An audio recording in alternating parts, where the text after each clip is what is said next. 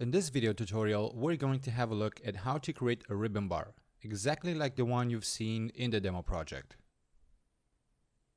To get started, we will need to create two tables. The first one is going to be called Customers,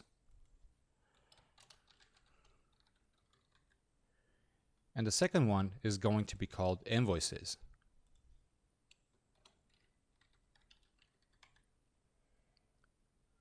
Okay. Save and close. After we've created the tables, we will need to create two additional views. Let's go to the Desktop tab and choose the grid view for one of them. We're going to quickly add one by clicking on the plus sign and selecting the Customers table, for example. Click on Accept, and you have the Customers view created. And this is how it looks. It's empty. Save and close. Again, save and close. And for the Invoices table, we're going to create a form view. It's the same procedure. Click on the plus sign, choose the Invoices table, click on Accept, and we have another view created for the Invoices table. This is how it looks. It doesn't have any customization added to it, so it's pretty much a blank form view. Now let's save and close this one as well. Also save and close. So we have our tables created, and we also have views that are associated to those tables. Now, if you take a closer look at the Desktop tab, you will see that the first button is called Ribbon Bar. This is where the fun starts. So let's just click on it. And this is going to open up the RibbonBar Designer. But before we get started, let me show you guys how the application actually looks like right now. Let's save and close. Go back to the Project tab and click on Run. As you can see, there is no ribbon bar at the top of the project. There are no buttons, but we can solve that. Let's close the project and get back to our RibbonBar Designer. So on the left side, you're going to define your ribbon bar structure. Over here, you're going to add your groups, your tabs, your buttons, and the position of all these items. Right next to it, you have the Properties section. So for each group, tab, or button that you will insert in this section, you'll have its properties displayed over here in the middle of the screen.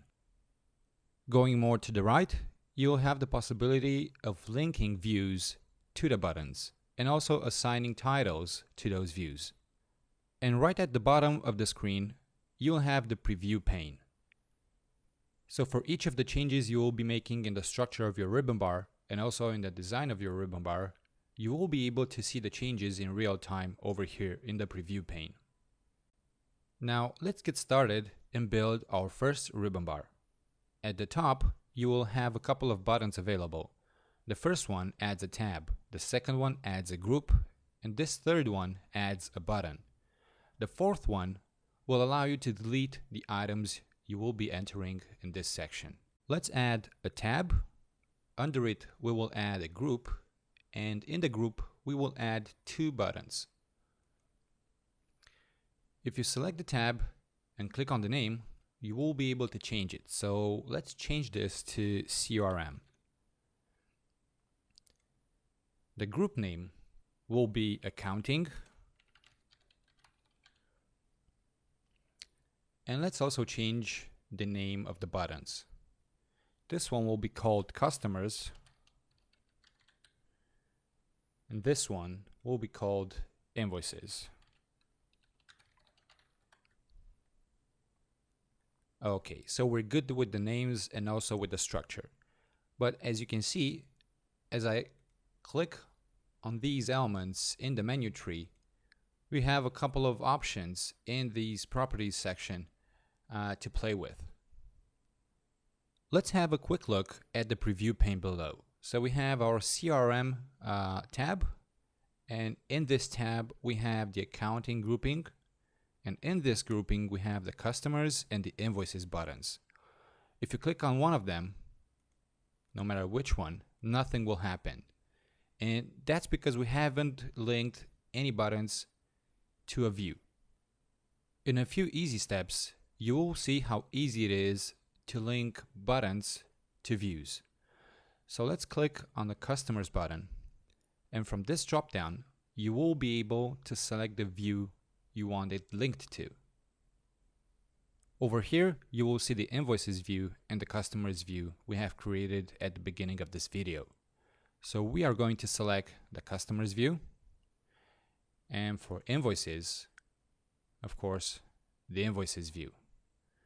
Let's save this. And also click on the buttons. Click on customers. And this is going to open up the customers view. As you can see, it doesn't have any particular name, but we're going to change that. Save and close. So going to customers, we're going to give a title to that view. Customers seems pretty appropriate, right? For invoices, it's going to be invoices. Save again.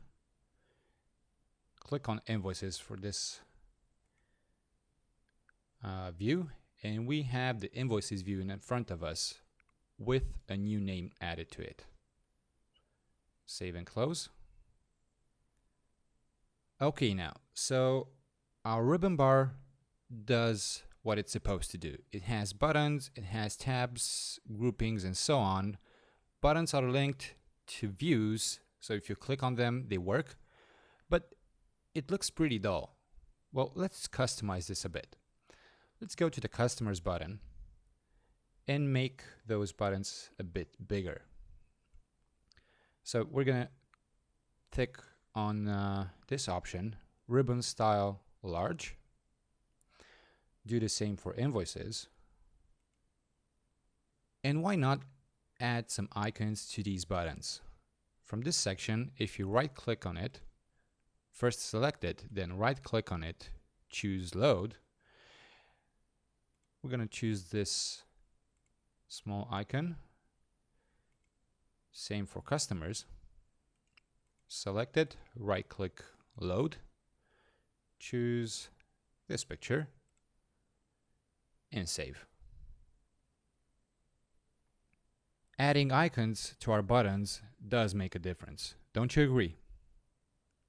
Well, what happens if you want the customers button to act as a parent and underneath it to have, let's say, 2 more buttons available? Well, you can definitely do that. Let's add 2 more buttons. This one is going to be called banks. And this one is going to be called contacts.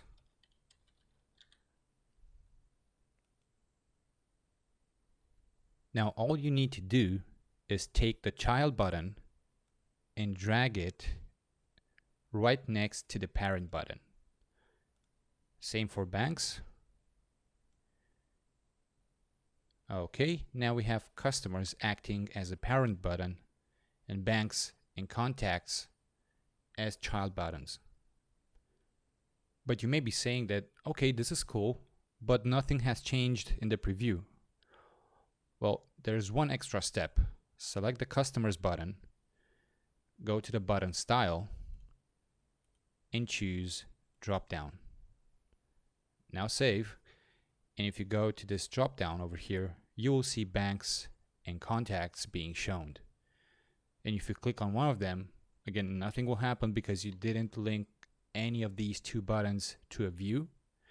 But if you click on this main section of the customers button, guess what? This is going to open up the customers view.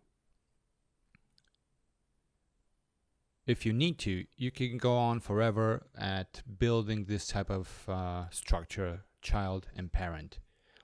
Adding a new one. We can also drag it under a child button. And you won't see this this drop down because we haven't selected this property yet. But clicking on button style, drop down, and save, we'll make this extra button we've just added available as a child button of another child button of the parent button. Of course, you can play around with the appearance of the child buttons. You can make them bigger, smaller, you can add icons to them, you can change the behavior.